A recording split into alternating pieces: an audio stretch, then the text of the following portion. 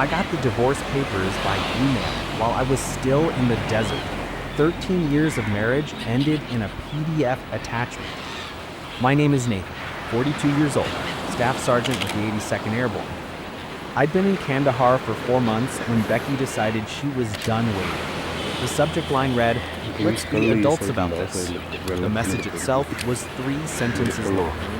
She'd already filed the paperwork, she'd already emptied our joint account, she'd already moved her new boyfriend Jeremy into our house in Spokane.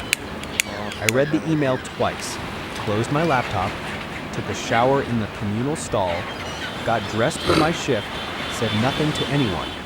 When I got back to my bunk that night, I replied with one word: understood. That was it. No argument, no begging, no threats. Wilson, my bunkmate, noticed something was off. "You good, man?" he asked, not looking up from his book. "Yeah," I said. "Just some stuff back home."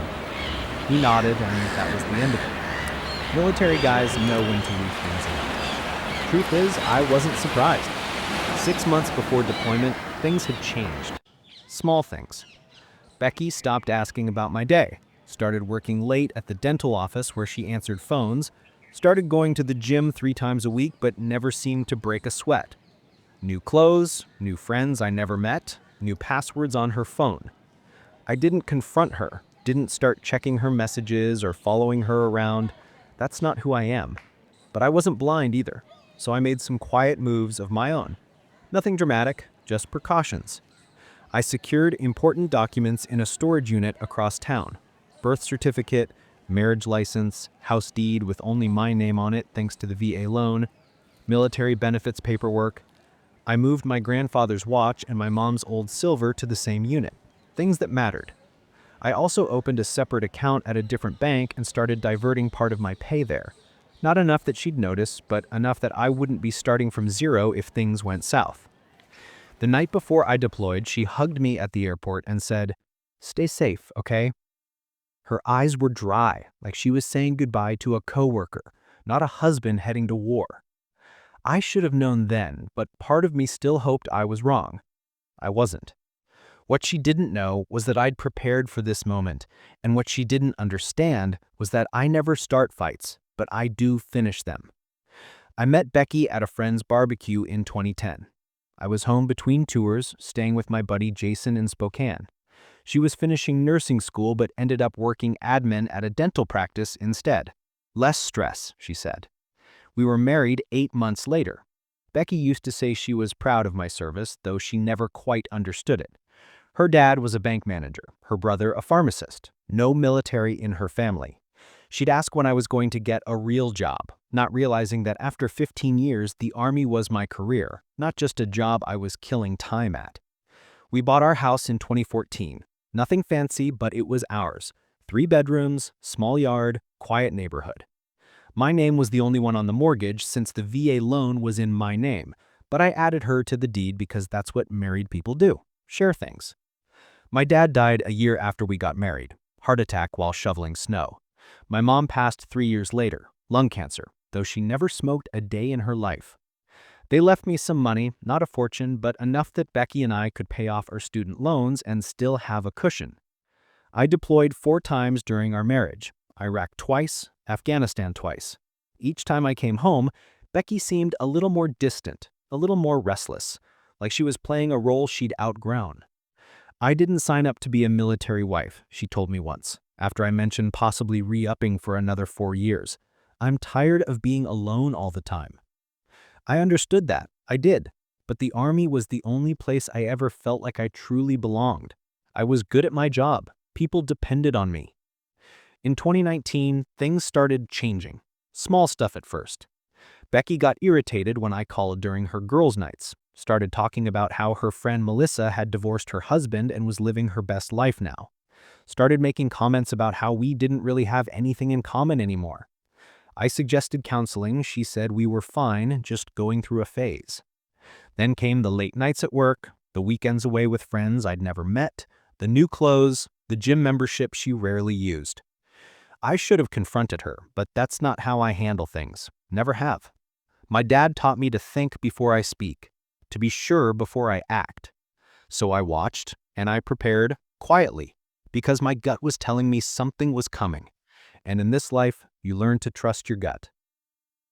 2 weeks after getting the divorce email, I was sitting in the mess hall when my phone buzzed, a notification from our bank app. Another withdrawal, $88,500, almost everything that was left. I set my fork down and opened the app. The joint account balance was down to $22.37. Our savings, $47,000 we'd built up over years, was gone completely, transferred to an account I didn't recognize. Murphy, one of the guys from my unit, glanced over. Bad news? I locked my phone. No, just some account stuff. That night, I called our bank from the base phone center. Turns out Becky had been moving money for weeks, small amounts at first, then larger ones. The big transfer started the day after I deployed. I hung up and stood in the hallway for a long time, watching guys laughing, calling their kids, their wives, their parents, normal life happening all around me while mine was burning down. That's when Wilson found me. Heard from Alvarez that you looked like you'd seen a ghost at dinner, he said. What's up? I don't usually share personal stuff, but Wilson had pulled me out of a bad situation in Kandahar once. I trusted him. My wife emptied our accounts and moved her boyfriend into our house, I said. Sent divorce papers while I was on patrol last week. Wilson didn't give me the usual, no, I'm sorry, or that's rough, or you'll find someone better. He just asked, what's your plan? Not sure yet, I said. He nodded. Let me know if you need anything. That night I couldn't sleep. I pulled out my laptop and logged into our home security system, something Becky probably forgot I could access remotely. The cameras showed a strange truck in our driveway, a man I'd never seen before, walking our dog, using my coffee mug, wearing my Seahawk sweatshirt, and there was Becky laughing in the kitchen. I'd renovated myself during my last leave. Something shifted inside me. Not anger exactly, something colder, clearer. I closed the laptop and pulled out my phone, made a list. Called James, Army buddy who became a lawyer, checked the VA loan terms, contact Master Sergeant about emergency leave, review home refinance documents, something Becky mentioned casually last year, check the security on my military pension accounts. I didn't feel sad anymore. I didn't even feel angry. I felt focused, like I was planning a mission. This wasn't about emotion now. This was about strategy. At 0500, before my shift started, I sent an email to James with the subject line, "Need legal help, discreet and urgent." His reply came an hour later. Call me, secure line only. When I hung up from that call, I knew exactly what I needed to do. I didn't need to yell. I didn't need to threaten. I didn't even need to confront her.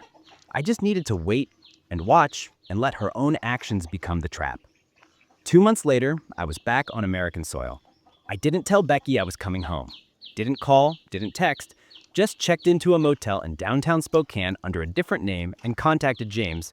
We met at a diner 10 miles outside of town. You look like hell, he said, sliding into the booth. Feel like it too, I replied. James handed me a folder. Everything we discussed, the house deed, loan documents, bank statements, and this. He pulled out a separate paper. Found something interesting when I was digging into your finances. It was a refinance application with my signature on it. Except it wasn't my signature. Not quite. Someone had tried to copy it but missed details. The middle initial was wrong and the stroke pattern wasn't mine. Becky did this? I asked. Though, I already knew the answer. James nodded. 3 months ago, used the equity to pull out $330,000. Your signature is required for that since the VA loan is in your name only. Forged my signature, take out a loan against our house, then clear out our accounts and divorce me? I said. Busy woman. It gets better, James said. She listed her boyfriend as a co-applicant. Hune's got a record, 2 DUIs and a fraud charge from 2019. I took a deep breath. What are my options? Several, James said. But first, you need to decide what you want. I thought about it. I want what's legally mine, and I want her to understand consequences. James smiled. Then here's what we do. The next day, I drove past our house. Her boyfriend's truck was gone, but Becky's car was in the driveway. I parked down the street and watched for a while.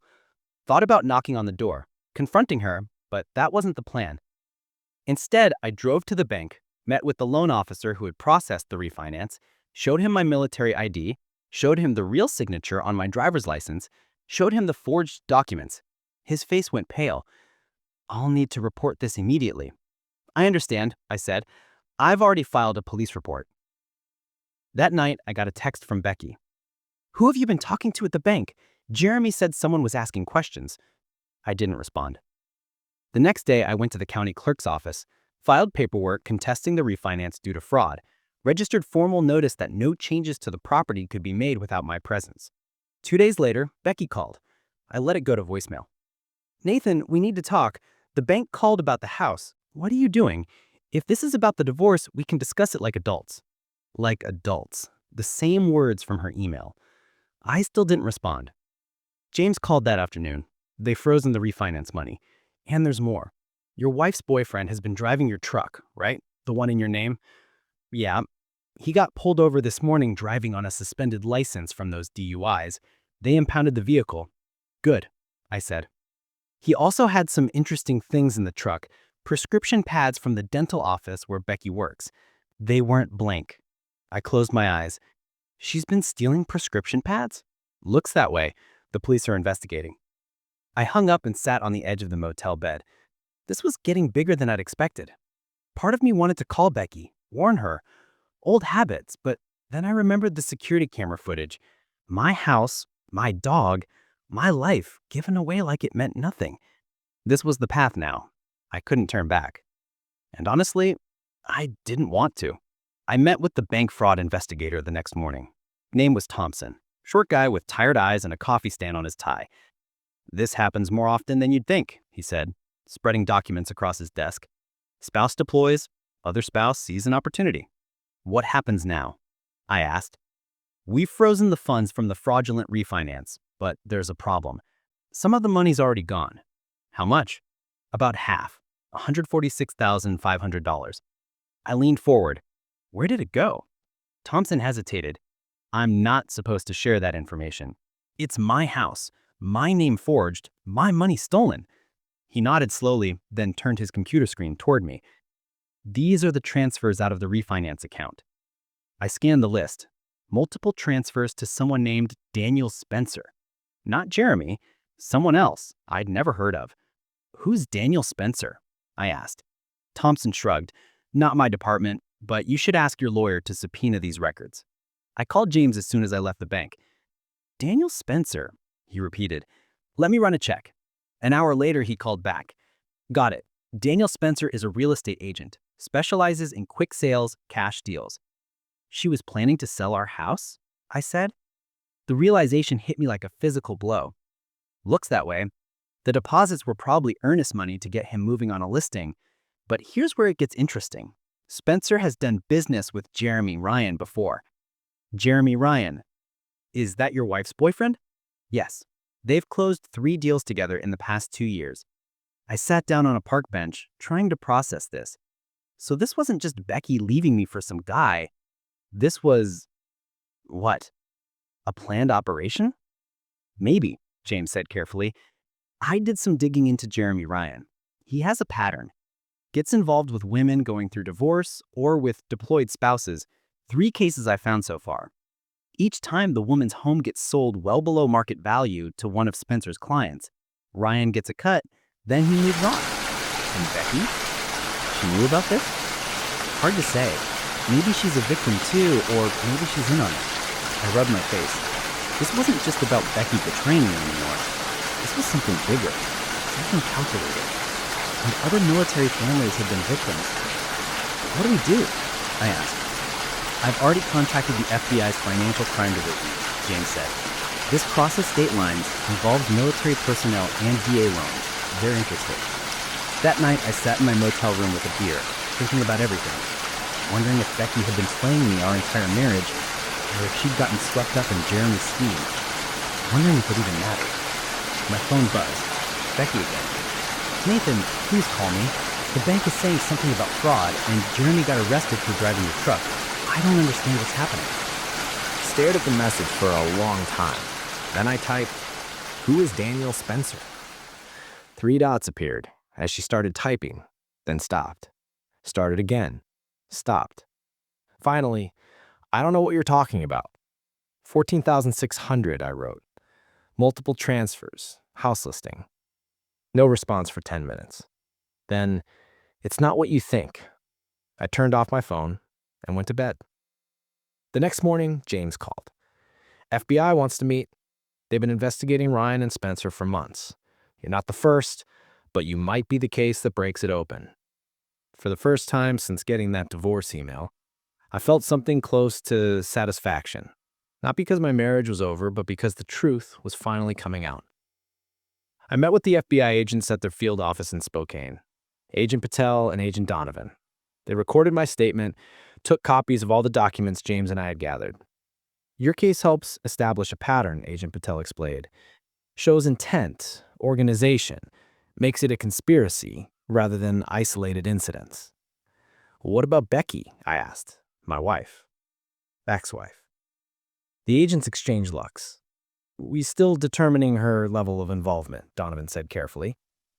Did she ever mention financial difficulties, pressure to sell the house? I thought back. She kept saying we were house poor, that we should downsize. I didn't see the need. Our mortgage payments were manageable on my salary. Patel made a note. When did that start? About 6 months ago, around the time she must have met Jeremy. And the refinance? Donovan asked. Never discussed it with me. She forged my signature while I was deployed. They asked more questions, took more notes. When we finished, Patel handed me her card. We'll be in touch. In the meantime, don't confront your wife or Ryan. We need to build this case carefully. I nodded, understood. That evening, I drove to our neighborhood again, parked down the street from our house. Jeremy's truck was back. Must have gotten it out of impound. Becky's car was gone. My phone buzzed. Text from Becky. We need to talk in person. Meet me at Riverfront Park. I showed the text to James over breakfast the next day. Don't go, he advised. Nothing good can come from talking to her right now. Well, I won't, I said. But I want to know what she's doing today, while she thinks I'm meeting her. We drove to our house at 9:30 a.m., parked across the street. At 9:45, Becky came out, got in her car, and drove away, heading toward Riverfront Park. Now what? James asked. Now we wait, I said. 20 minutes later, a car pulled up. Real estate agent logo on the door, Daniel Spencer. Jeremy came out to greet him. They talked in the driveway, then went inside. Should we follow them? James asked. I shook my head. No need. I installed security cameras last year, interior and exterior. They upload to cloud storage. James smiled. You didn't mention that before. It never came up, I said, pulling out my phone. I opened the security app and angled the screen so James could see. Spencer and Jeremy were in our living room. Spencer was taking photos. Jeremy was pointing at features of the house. I turned up the volume. Should list by the end of the week, Spencer was saying. I've got a buyer interested already. Cash offer, as usual. How much? Jeremy asked. $420. We list at $470. They offer $420. Everybody's happy. What about the husband? Becky says he's causing trouble. Spencer waved dismissively. Military guys are all the same. They make noise, but they've got deployments, responsibilities. He'll take a settlement to make it go away. I turned to James. You getting this? He was already recording the feed on his phone. Every word. I forwarded the security feed access to Agent Patel with a short message. Happening now. 30 minutes later, our house was surrounded by FBI vehicles. I watched from down the street as agents led Spencer and Jeremy out in handcuffs. My phone rang. Agent Patel. Got them on tape discussing the fraud scheme, she said, plus conspiracy, wire fraud, and attempting to sell property under false pretenses. We're going to need a formal statement from you. Of course, I said. And Mr. Briggs, your wife just arrived at the scene. She's distressed. I looked down the street. Becky was standing on our lawn, hands over her mouth, watching as FBI agents carried boxes of documents from our house. What happens to her? I asked. That depends, Patel said, on what she knew and on what you want. I watched Becky for a long moment. 13 years of marriage. Good years, at the beginning, before whatever this had become. I just want what's right, I said finally. The federal case moved quickly. Jeremy and Spencer both took plea deals, implicating each other and several other conspirators in what turned out to be a three-state operation targeting military families. Becky maintained she knew nothing about the larger scheme, said Jeremy had convinced her I was hiding money, planning to leave her with nothing. Said the refinance was his idea, she'd just gone along with it. Maybe that was true, maybe it wasn't. Either way, she agreed to a settlement, full restitution of the stolen funds, forfeiture of any claim to the house or my military pension, a signed confession about the forgery.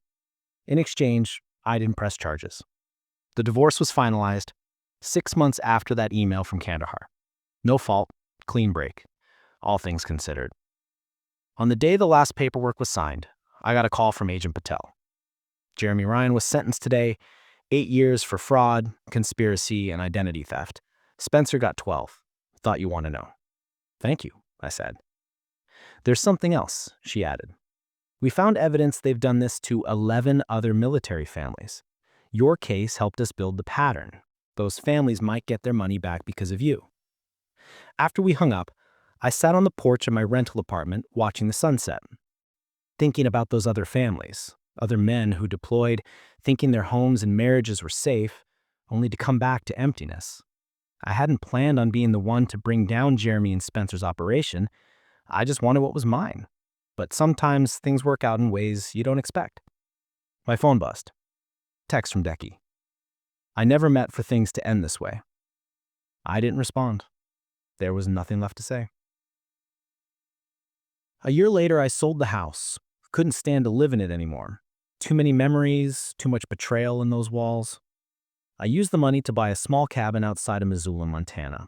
2 bedrooms, 10 acres of land, a creek running behind it. No neighbors for miles. I took early retirement from the Army. 20 years was enough. I'd given enough. I got a dog, German Shepherd named Scout. Started doing carpentry work for locals. Nothing fancy, but it kept my hands busy and paid the bills. My military pension covered the rest. Sometimes I thought about Becky, wondered where she ended up. James heard she'd moved back to her hometown in Oregon, working at another dental office, starting over, I guess. I didn't hate her anymore. Didn't much feel anything about her, to be honest. She'd made her choices, and so had I.